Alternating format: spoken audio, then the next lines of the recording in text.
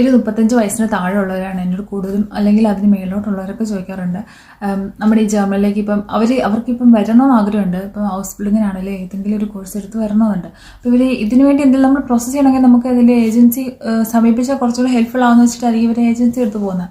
അപ്പോൾ ഏജൻസി എടുത്ത് പോകുമ്പോൾ ഏജൻസി അവർക്ക് കൊടുക്കുന്ന റെസ്പോൺസ് എന്ന് വെച്ചാൽ ആ ഒരു ഏജ് കാറ്റഗറിയിലുള്ളവർക്ക് വേണ്ടി അവർ പ്രോസസ്സ് ചെയ്യുന്നില്ല, അല്ലെങ്കിൽ അവർക്കത് അതിന് ഫോർവേഡ് ചെയ്യാനൊരു ബുദ്ധിമുട്ടായിരിക്കും. ഇൻ കേസ് എങ്ങാനും ഒരു വിസ റിജക്ഷൻ വന്നാൽ അവർക്കത് ബുദ്ധിമുട്ടായിരിക്കും. അതുകൊണ്ടായിരിക്കും അവരങ്ങനെ ഒന്നും ഫോർവേഡ് ചെയ്യുന്നില്ല, അല്ലെങ്കിൽ അവർ പറയുന്നത് അങ്ങനെയുള്ളവർക്ക് വിസ കിട്ടത്തില്ല, അങ്ങനെയുള്ളവർ എടുക്കത്തില്ല എന്നൊക്കെ ആയിരിക്കും.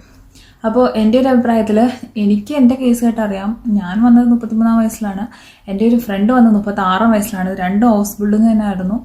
അപ്പോൾ അങ്ങനെ ഒരു ഇവിടെ ജർമ്മനിയിൽ അങ്ങനെ ഒരു വ്യത്യാസം അധികമില്ല. പിന്നെ ചിലപ്പോൾ ചില കേസുകളിൽ നമ്മൾ ഈ യൂണിവേഴ്സിറ്റി ക്ലിനിക്കിലൊക്കെ ചിലപ്പോൾ ചെറിയ കുട്ടികളെ ആയിരിക്കും എടുക്കുന്നത്.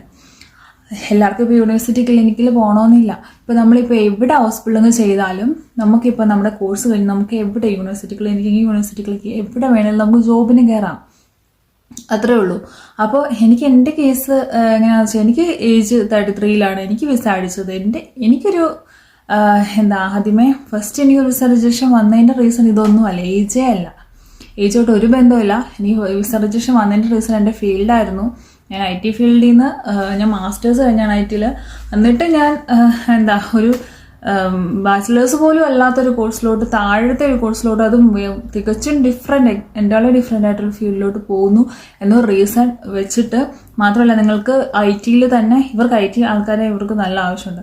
IT-ൽ തന്നെ നിങ്ങൾക്ക് കണ്ടിന്യൂ ചെയ്യാൻ പറ്റും. എന്നിട്ട് എന്തുകൊണ്ട് മാറുന്നു എന്നൊരു റീസൺ വെച്ചിട്ട് മാത്രമാണ് എനിക്ക് റിജക്ഷൻ വന്നത്. അത് കഴിഞ്ഞ് ഞാൻ രണ്ടാമത്തെ എൻ്റെ ഇൻട്രസ്റ്റ് ഞാൻ കാണിച്ചിട്ട്, എനിക്ക് IT-ലോട്ടുള്ള താല്പര്യമില്ലായ്മയും എനിക്ക് നഴ്സിങ്ങിലോടുള്ള താല്പര്യവും ഞാൻ വളരെ വ്യക്തമായിട്ട് എൻ്റെ മോട്ടിവേഷൻ ലെറ്റർ കാണിച്ച് അത് അവർക്ക് കൺവിൻസ്ഡ് ആയതിനു ശേഷമാണ് അവരെനിക്ക് വിസ തന്നത്.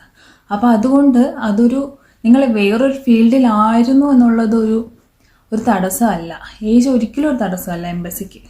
പിന്നെ നിങ്ങൾ വേറൊരു ഫീൽഡിലായിരുന്നു എന്നുള്ളതൊരു അത് ഇപ്പം നമുക്ക് എല്ലാവർക്കും പറ്റുമല്ലോ. ഇപ്പം നമ്മളൊരു ഫീൽഡ് പഠിച്ചു, ആ ഫീൽഡ് നമുക്ക് കംഫർട്ടബിൾ അല്ല, നമുക്കിപ്പോൾ പുതിയൊരു ഫീൽഡ് നമ്മൾ കുറച്ച് നാൾ ആ ഒരു ഫീൽഡ്, ഇപ്പം ഞാൻ എൻ്റെ കേസിൽ ഇപ്പോൾ കുറച്ച് നാളൊരു ഓൾഡ് ഏജ് ഹോമിലോ ഹോസ്പിറ്റലോ ഒരു മാസമൊക്കെ പ്രാക്ടിക്കൽ ചെയ്ത് നമുക്ക് അവിടുത്തെ രീതി മനസ്സിലാവും, അവിടെ എന്താ സംഭവിക്കുന്നതെന്ന്.